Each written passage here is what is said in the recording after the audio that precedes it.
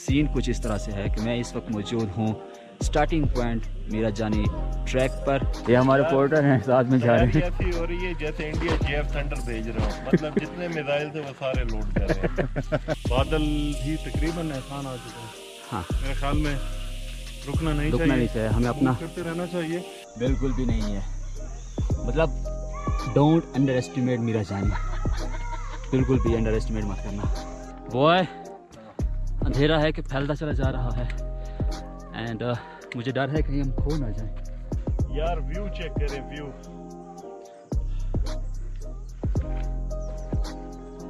5 सालों में जो मेरी एक ख्वाहिश थी कि मैं इस गेट से गुजरूं, वो ख्वाहिश आज पूरी हो रही है और मैं बयान नहीं कर सकता मैं कितना खुश हूँ।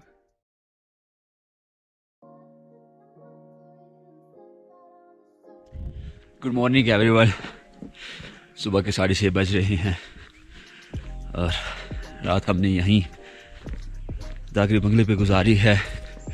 सबसे पहले तो उन लोगों के लिए एक बात जो समझते हैं कि ये जगह हॉन्टेड है और यहाँ पर कोई जिन भूत आसेब चुड़ैले वगैरह हैं, ऐसा कुछ भी नहीं है, कख भी नहीं है यहाँ पे। और अगर कुछ था भी तो जब हम यहाँ आए हैं तो वो बेचारे चले गए होंगे। सो सीन ये है कि अभी हम जा रहे हैं, यहाँ साथ ही एक पानी का चश्मा बहता है, वहाँ पर फ्रेश होने के लिए और आज दिन भर के लिए जो हमने पानी इस्तेमाल करना है वो भरने के लिए वहीं जाना है हमने, क्योंकि यहाँ पर पानी की दस्तयाबी आसपास नहीं है। ये जो रास्ता है ये बेसिकली बीरन गली को शॉर्टकट जाता है डीप फॉरेस्ट में से, और इस दस्त के ऊपर से गुजर कर हमने जाना है मुश्तबा स्ट्राइंग। और ये ऐसे और साथ में ऐसे, तो इतना आसान नहीं है। पानी भरने के लिए आपको काफ़ी मुशक्क़त उठानी पड़ती है। ये देखें कितना गहरा जंगल। बॉय यार ये आधे दरख्त तो मुझे लगता है अंजुमन ने नाच नाच के गिराए हैं। हाँ, अंजुमन यहाँ तक तो नहीं आई। ये यहाँ के मकामी मेरे ख्याल में वो काट काट के जंगल को मंगल कर रहे हैं।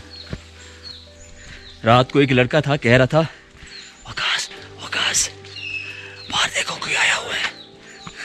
ऐसा सीन था ना रात। अल्लाह रहम करे, वो बस फौत होने वाला था।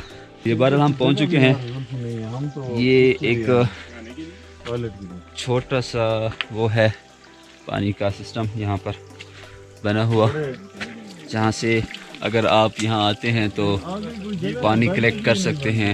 अगर आपका एक नाइट का या 2 रातों का स्टे का प्रोग्राम है दागरी बंगला पर।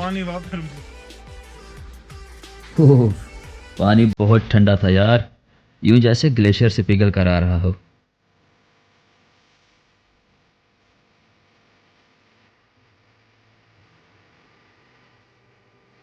तो जनाब फ्रेश होने के बाद हमने जंगल में थोड़ी सी मस्ती की और फिर वापस कैंप की तरफ चल पड़े, जहां गर्मा गर्म नाश्ता हमारा मुंतजिर था।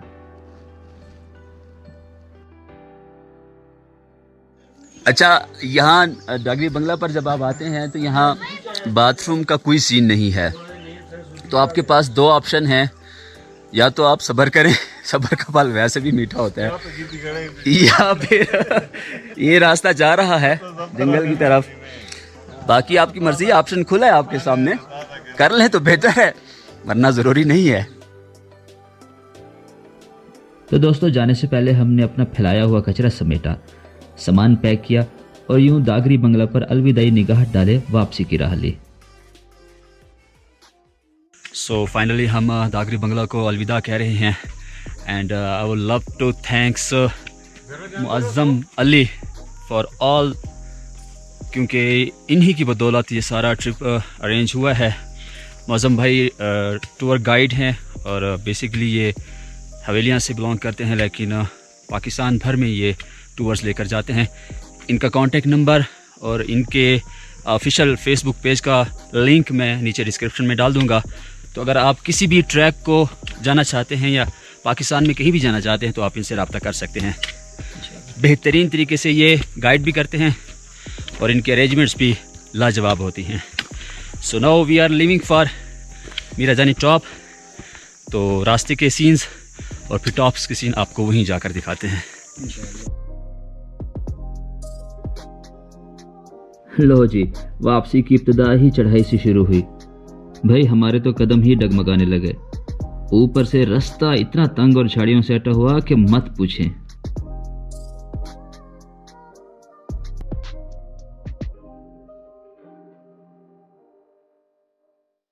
रास्ता वो कि उतना ज़्यादा तंग नहीं है जितना नज़र आ रहा है, मगर हकीकत में यहाँ पे इसलिए तंग हो गया है कि बाएं हाथ पे बहुत ज़्यादा झाड़ियाँ हैं और दाएं हाथ पे झाड़ियों की पंदुरी छुपी हुई खाई हैं, तो इसलिए पता नहीं चलता। तो स्पेशली जो भी इस ट्रैक पे आए तो अगस्त के महीने में बहुत ज़्यादा एहतियात करनी चाहिए, क्योंकि उसमें इस एक महीने में झाड़ियाँ बहुत ज़्यादा होती हैं ट्रैक पे, तो बिल्कुल भी पता नहीं चल रहा होता कि ट्रैक कहाँ पे है।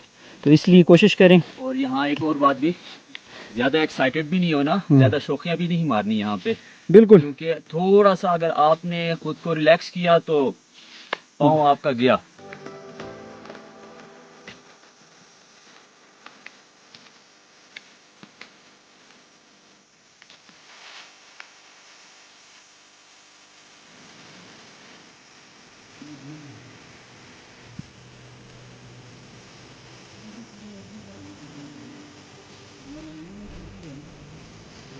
यार बिल्कुल अंतम माहौल बना हुआ है यहाँ पर। सामने हमने टॉप पर जाना है और टॉप इस वक्त बादलों में आहिस्ता आहिस्ता घिर रहा है। जैसे जैसे वक्त गुजरता जा रहा है टॉप पे बादल आ रहे हैं। तो होपफुली जब तक हम जाएंगे तब तक मीरा जानी बादलों में छुप चुकी होगी।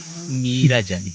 अगर आप इस ट्रैक पर आते हैं और आपको ऐसे ब्राउन कलर के दरख्त नज़र आते हैं तो वो कोई ख़ज़ार रसीदा पत्ते नहीं है या ख़ज़ार रसीदा दरख्त नहीं है, बल्कि उन पर आसमानी बिजली गिरती है।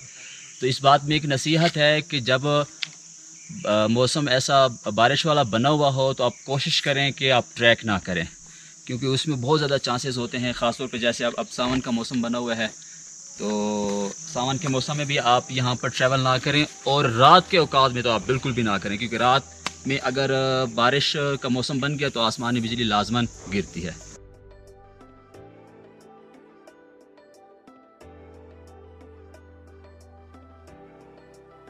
This is worth visit place. ये ट्रैक सीधा आगे जन्नत को जा रहा है। थकना नहीं है, थकना नहीं है। आपका भाई नहीं थका, आप भी नहीं थकेंगे। एक चीज़ जो मैंने नोट की है वो कि फ़ौरन में जब ट्रैक्स पे लोग जाते हैं तो उनको थोड़ा सा इंफ्रास्ट्रक्चर बेहतर हालत में मिलता है। ठीक है कि माहौल ऑर्गेनिक ही होना चाहिए, जैसे कि अभी मैं इस माहौल से गुज़र रहा हूँ, बड़ा ही ऑर्गेनिक माहौल है, इसमें किसी किस्म की मसनूईपन नहीं है। बट जब ट्रैकर्स आते हैं तो एटलीस्ट उनको थोड़ा सा फैसिलिटेट करें।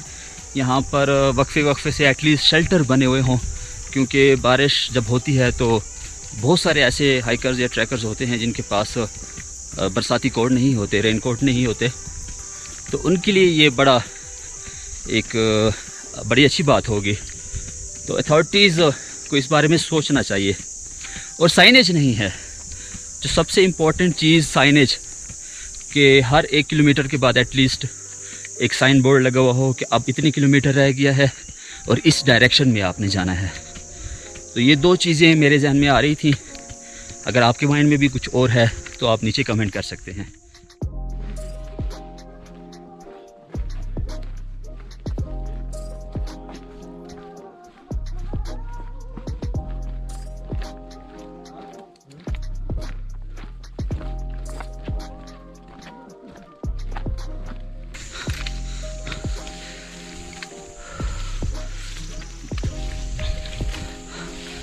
ज़िंदगी में कभी इतने फूलों से लदी झाड़ियों में मैं नहीं गुज़रा।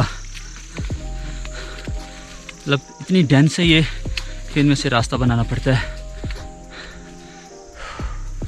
रंग बिरंगी फूल हैं, गुलाबी, सुर्ख और शोख पर्पल, मज़ा आ जाता है। We are almost at the point कि जहाँ पर मीरा जानी को रास्ता जाता है, जहाँ से दागरी बंगला और मीरा जानी के रास्ते जुदा होते हैं। We are almost there, but energy ख़त्म हो चुकी है मुकम्मल, सीधी बात है।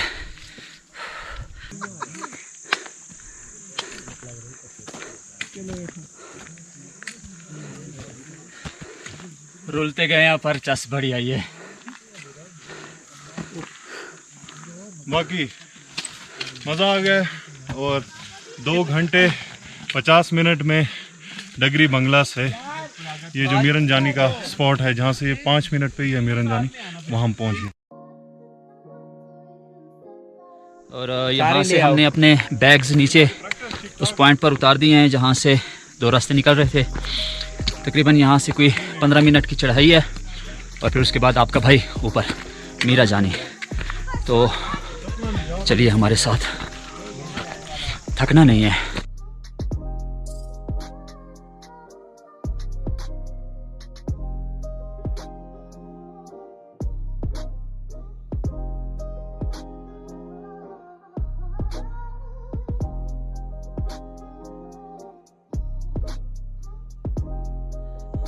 बमुश्किल 6 मिनट हुए हमें जिस जगह हमने ब्रेक ली थी वहाँ से ऊपर आते हुए, and finally we are here. So Miranjani check.